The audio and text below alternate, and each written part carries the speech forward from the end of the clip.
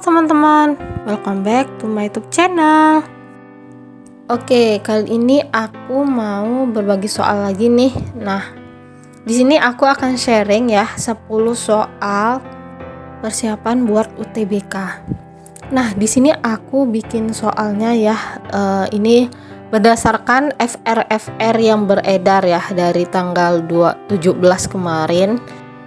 Jadi buat kalian yang akan ujian UTBK ya, cus lihat video aku sampai habis ya, barangkali nanti soalnya mirip atau sama, bahkan jadi teman-teman udah menguasai soalnya sehingga nanti pas jawab jadi jawabannya benar ya. Oke, tanpa berbasa-basi lagi, yuk ikuti video pembahasan soal dari aku. Tapi sebelum aku mulai, buat kalian yang mau memberikan subscribe silakan ya, boleh banget. So pasti subscribe teman-teman itu bikin channel aku lebih berkembang ya. Nah, nanti boleh juga videonya di like, comment, share ya, biar video aku ya bisa direkomendasikan oleh YouTube sehingga semakin ramai ya yang berkunjung, dan pastinya video ini semakin bermanfaat. Oke, next aku mulai ke pembahasan ya. Keep watching. Oke, nah di sini aku akan masuk ya dari soal nomor 1. Nah, di sini kata soal adalah berikut adalah ciri-ciri pasar. Ya, ciri-ciri pasar kayak gitu ya. Oke. 1. Terdapat banyak penjual di dalam pasar. 2. Barang yang dijual sangat beragam. 3. Bentuk kurvanya landai. 4. Penjual hanya 1. 5. Ada hambatan besar untuk masuk pasar. Yang termasuk ciri-ciri pasar persaingan monopolistik adalah, oke teman-teman, di sini yang ditanya monopolistik ya. Kalau pasar monopolistik yaitu pasarnya itu terdiri dari banyak penjual dan pembeli di pasar, berarti nomor 1 masuk ya.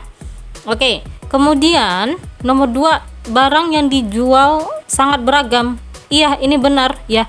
Ini istilahnya namanya terdiferensiasi ya. Terdiferensiasi artinya banyak macamnya ya.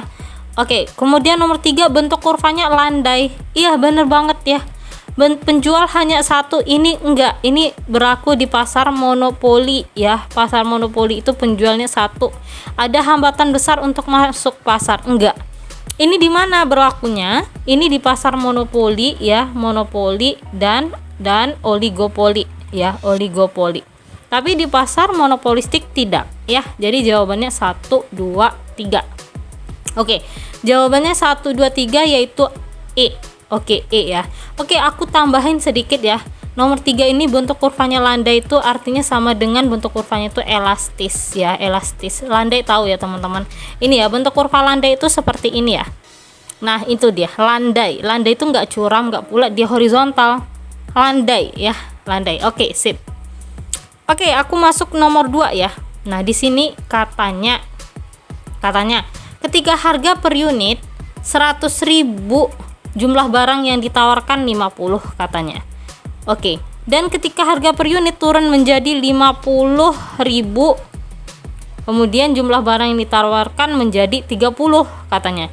Nilai koefisien elastisitas penawaran barang tersebut bersifat. Oke, nah ini ya. Berarti ini yang diketahuinya. Nah, P1-nya 100.000. Nah, 100.000. Kemudian Q1-nya sama dengan, nah Q1-nya berapa itu? 50 ya, 50 unit. Kemudian P2 sama dengan 50.000 ya, 50.000. Nah, dan si Q2 sama dengan 30 unit ya, 30 unit. Nah, katanya ditanya elastisitas penawaran, berarti ES. Ingat rumus ES apa? Delta Q per delta P kali P1 per Q1. Oke ya teman-teman ya.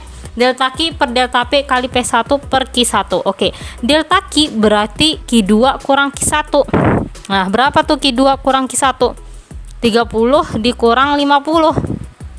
Nah, itu dapatnya kan min 20 ya. Nah, min 20. Berarti ini min 20 per. Nah, delta P, P2 kurang P1. 50.000 dikurang dengan 100.000, dapatnya berapa itu? dapatnya min juga ya teman-teman ya. Oke, itu ya min juga dapatnya ya, min 50.000 ya. Nah, P2 kurang P1 berarti min 50.000. Nah, min 50.000 dikali P1. P1 nya berapa? 100.000 per Q1. Nah, Q1 nya 50. Oke, sudah menjadi seperti itu ya. Nah, 100.000 per 50 kali 20 unit per 50.000 kita kecilkan ya. Nah, ini sama-sama bagi 50.000 ya. Berapa tuh? 10 bagi 5 kan dapatnya 100.000 dibagi 50.000, ini dapatnya 2 ya. Ini dapatnya 1. Oke. Kemudian 20 sama 50. Nah, ini kan bisa dibagi 10 ya. Bagi 10 berarti ini dapatnya berapa nih? Min 2 juga ya. Nah, min 2 berarti 50 bagi 10, 5. Nah, berarti berapa nih? Min 2 kali 2, min 4. Min 4 per, nah, 5 ya. Oke. Min 5, min 5. Kan ini tadi min 50.000 ya. Sama-sama bagi 50.000 ya. Berarti ini dapat min 1. Min 1 kali 5 kan min 5. Berarti 4 bagi 5 berapa? 4 bagi 5 0,8 ya. Oke, 4 bagi 5 0,8. Nah, 0,8. Berarti hasilnya ini jadi plus ya.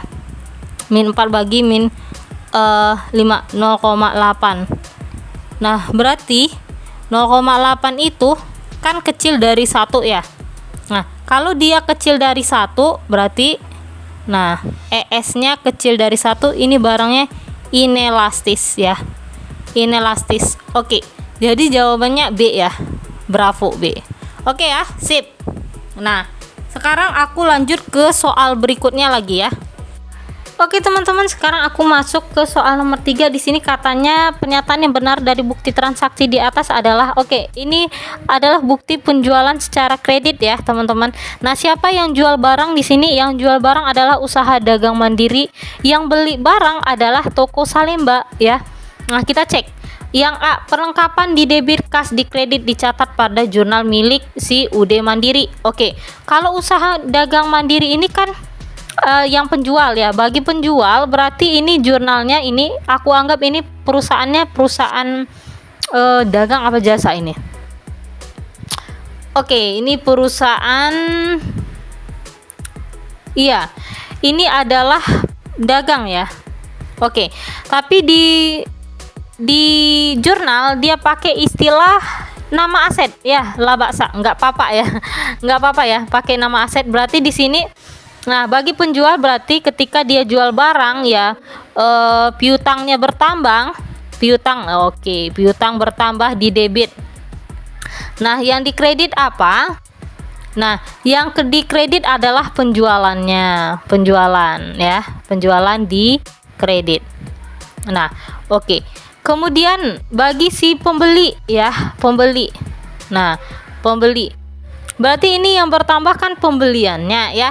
Nah, karena di soal pakai istilah nama aset, ya udah aku nyesuaikan dengan yang di soal ya. Seharusnya di sini kan pembeliannya yang bertambah ya. Nah, oke, aku pakai istilah di soal. Ini katanya beli meja makan dan meja belajar itu termasuk perlengkapan ya. Berarti perlengkapan.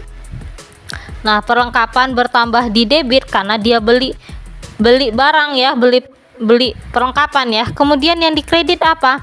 Karena dia ngutang berarti, nah, berarti utangnya bertambah.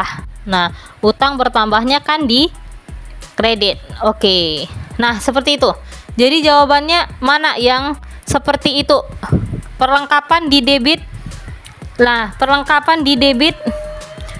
Oke, nomor 3 itu jawabannya D berarti ya. Perlengkapan di debit, utang di kredit dicatat pada jurnal milik si toko Salemba ya. Kan yang beli barang ini si toko Salemba. Jadi jawabannya delta D. Oke, nomor 3 D ya teman-teman. Ingat, faktur adalah bukti penjualan secara kredit ya. Oke, sip. Aku masuk soal nomor 4.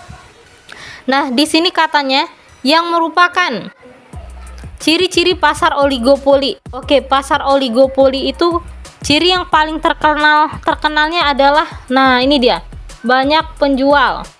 Nah, banyak penjual. Sorry, bukan banyak penjual ya teman-teman. Sorry. Oke, salah kita ya. Nah, ciri-ciri yang paling terkenalnya adalah, nah ini adalah terdiri dari beberapa penjual saja ya, tapi tidak banyak ya, cuman beberapa penjual. Biasanya 2 sampai 10. Kita cek ya. Jumlah perusahaan dalam pasar sangat banyak. Salah, dia cuman beberapa. Terdapat produsen yang menguasai pasar. Oke, iya ini benar ya. Ada market leadernya pada perusahaan ini ya. Price maker yaitu penjual atau produsen yang membuat harga, benar banget. Barang yang diperjualbelikan dapat homogen dan dapat pula berbeda corak. Iya, benar ini jawabannya. Terdapat hambatan masuk pasar ini, iya. Pemerintah ikut dalam menentukan harga. Salah. Nah, berarti mana yang memungkinkan itu? Kita cek ya. Yang A, 2, 3, 4. 2 iya, 3 iya, 4 iya. Oke, jawabannya alfa A ya. Oke, aku mau jelasin sedikit di sini ya. Di sini, nah terdapat hambatan masuk pasar, iya. Barang yang diperjualbelikan homogen. Homogen artinya satu jenis ya, teman-teman. Nah, kayak motor itu kan motor atau Honda ya, teman-teman pasti tahu lah ya. Homogen kan itu ya, Honda produknya ya. Dan dapat pula berbeda corak ya. Ada juga kan motor yang berbeda corak ya, maksudnya dari segi nama produknya sama Honda kayak gitu, tapi kan berbeda corak, mungkin dari segi mereknya, dari segi perusahaan yang menjualnya, ada Yamaha, ada Vario, ada Supra X kayak gitu ya, dari segi kualitinya kayak gitu. Jadi beda-beda atau yang disebut sebagai differentiated product. Oke, jawabannya 2, 3, 4. Nah, next aku masuk ke soal berikutnya. Nah, di sini kata si soal adalah suatu perusahaan membeli komputer untuk peralatan kantor seharga 10 juta rupiah. Uang muka sebesar 4 juta dan sisanya dibayar dengan wesel tanpa bunga. Nah, gimana jurnalnya? Kan itu pertanyaannya. Oke, katanya di sini membeli komputer untuk peralatan kantor. Oke, berarti di sini nah, peralatan kantornya, peralatan kantor bertambah ya. Peralatan kan bertambahnya di debit sebesar 10 juta. Berarti ini 10 juta ya. Nah, ini 10 juta. Oke, ini 10 juta. Kemudian katanya uang muka sebesar 4 juta. Berarti kasnya berkurang sebesar baru 4 juta. Nah, kas berkurang sebesar baru 4 juta. Baru 4 juta dan sisanya dibayar dengan wesel tanpa bunga. Berarti 6 jutanya kredit. Nah, 6 jutanya utang. Berarti utang wesel di sini ya. Nah, utang weselnya bertambah atau berkurang? Ya, pasti bertambah dong, karena belum dibayar ya. Utang bertambahnya kan di kredit. Berapa? 6 juta. Nah, jadi jawaban yang memungkinkan itu adalah peralatan kantor di debit 10 juta, benar. Peralatan kantor di debit 4 juta, salah. Ini salah. Kas di kredit 4 juta, wesel di kredit 6 juta. Oke, benar banget ya. Jadi jawabannya bravo. B. Oke, next aku masuk ke nomor selanjutnya. Nah, nomor 6. Nah, nomor 6 nih soalnya adalah apabila perusahaan jasa melakukan penambahan peralatan dengan dana yang diperoleh dari bank, maka terjadi penambahan. Oke, kalau menambah peralatan berarti asetnya bertambah ya. Berarti aset bertambah. Nah, aset di sini bertambah dengan dana yang diperoleh dari bank. Oke, aset bertambah. Nah, kas juga bertambah kan dengan dana yang diperoleh dari bank. Nah, mereka berdua ini kan satu, maksudnya kas ini bagian dari aset juga kayak gitu ya. Menambah peralatan dengan dana yang diperoleh dari bank. Berarti dia pinjam dananya dapat dari bank, kemudian dibelikan aset. Jadi aset bertambah ya, aset bertambah dan dicatat di debit. Jawabannya alfa. Oke, nomor 6 alfa. Nomor 7. Oke, teman-teman, ini mudah banget ya. Ini tinggal ngitung aja. Iya, ngitung aja. Oke, sip ya. Sebagian data yang dimiliki PD Surya sebagai berikut. Penjualan bersih 234.000, HPP 112.000, beban penjualan 19.000, beban ADM umum 8.000. Besarnya laba bersih. Nah, ini rumusnya seperti ini, teman-teman. Ya, jadi teman-teman tuh tinggal mengurang-urang aja ya. Nah, ini kalau laba kotor, mencari laba bersih itu kita cari laba kotor dulu ya. Ini rumusnya ya. Penjualan bersih. Nah, penjualan bersih dikurang HPP. Penjualan bersihnya berapa? Nah, penjualan bersih itu ini dia 234.000 ya, ada di soal. 234.000 dikurang HPP. HPP kan 112.000. Nah, berarti berapa itu? 122. Nah, 122.000. Oke, 122.000. Laba bersih. Nah, cari laba bersihnya ya. Laba bersih kan rumusnya adalah laba kotor. Laba kotor dikurang, nah dikurang dengan si beban-beban ya. Beban-beban. Nah, laba kotornya 122.000. Nah, dikurang beban-beban. Beban ADM dan beban penjualan, berarti ini 19.000. Nah, ditambah dulu dengan 8.000. Oke, kayak gitu ya. Nah, berarti berapa tuh? Nanti kalau teman-teman cari ya, ini hasilnya adalah ya 122.000 dikurang dengan 27.000. Nah, hasilnya 95.000 ya. Ini hasilnya adalah 95.000. Jadi laba bersih perusahaan adalah 95.000 D. Oke ya, ngerti ya? Sip. Next.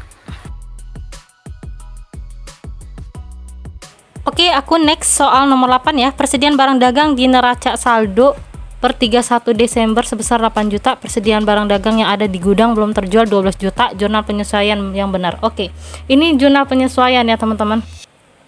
Nah, ini topiknya tentang jurnal penyesuaian ya. Nah, gini ya teman-teman.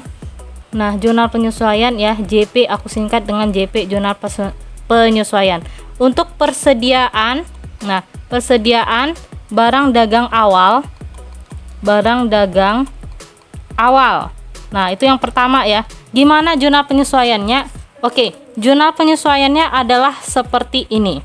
Nah, oke. Nah, yang di debit adalah ikhtisar laba rugi, ikhtisar laba atau rugi di debit.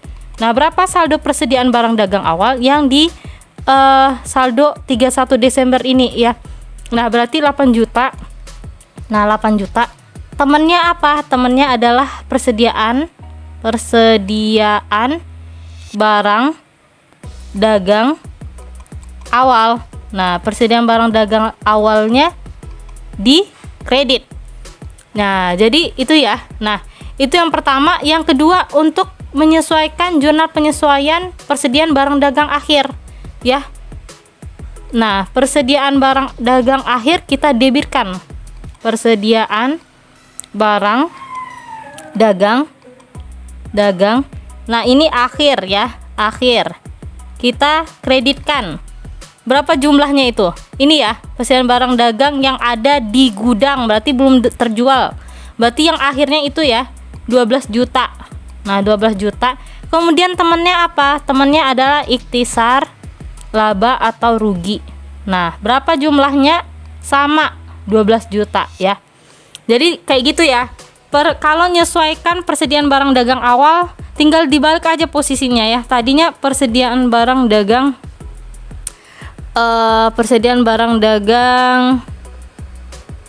awal ya, persediaan barang dagang awal di debit. Nah, kita pindahkan di kredit, pindahkan ke kredit. Jadi persediaan barang dagang awal di kredit, ikhtisar laba rugi temannya di debit 8 juta. Persediaan barang dagang akhir. Nah, persediaan barang dagang akhir yang tadinya saldonya di kredit kita pindahkan ke debit. Persediaan barang dagang akhir di debit 12 juta, ikhtisar laba rugi di kredit 12 juta. Oke, jadi ini jawabannya alfa A ya.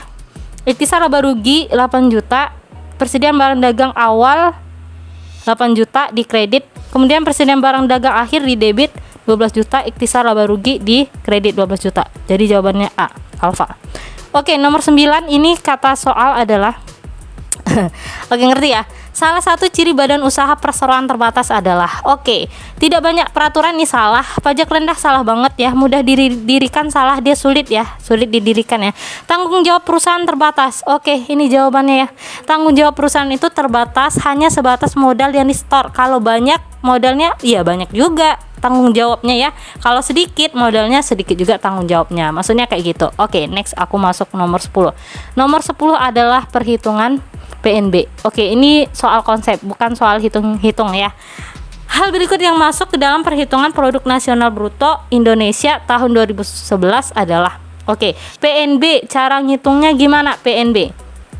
Y warga negara Indonesia aku singkat ya, di dalam negeri tambah Y warga negara Indonesia di luar negeri.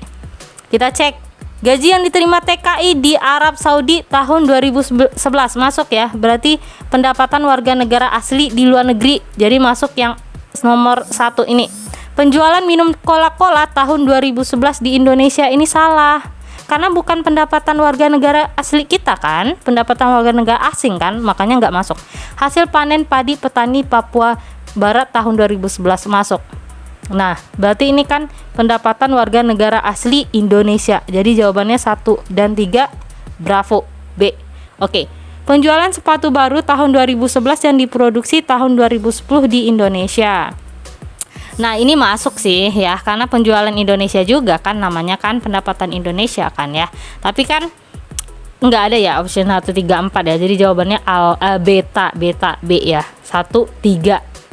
Ingat ya, PNB itu rumusnya YWNI, Y warga negara Indonesia di dalam negeri ditambah Y warga negara Indonesia di luar negeri. Intinya nationality itu adalah pendapatan warga negara asli. Ya. Sip, semoga dimengerti. Itu dia 10 soal lengkap dengan pembahasannya. Semoga dapat dimengerti dan dipahami. Jika ada pertanyaan ya, boleh tulis di kolom komentar ya. Jika ada saran ataupun masukan ya, silakan ditulis juga di kolom komentar.